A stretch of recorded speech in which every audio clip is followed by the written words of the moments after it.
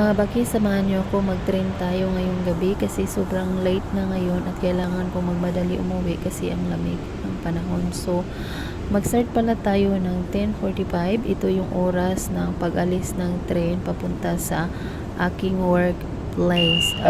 Dalawang station lang pala siya papunta doon. Pero kung mag-bus ka po ay aabutin ka ng 45 minutes sa pag-travel ng bus. So, ang train pa lang ito ay papunta sa airport. Kadalasan ng mga pasahero dito ay mga biyahero kasi nga papunta siya ng airport at napakabilis talaga ng takbo niya.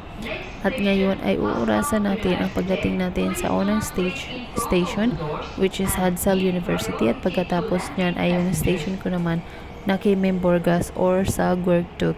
Mamili ka lang dyan kung saan ka mag-stop. Pero parehas lang po siya kasi nasa in-between yung aking workplace. So, nakarating tayo around 10:45 p.m. So, 5 minutes lang siya at nakarating ka na sa unang station. At ngayon naman ay didiretso tayo sa Kimimborgas. So, nakaabot tayo ng 10:50 p.m. At yun lang po. Maraming salamat.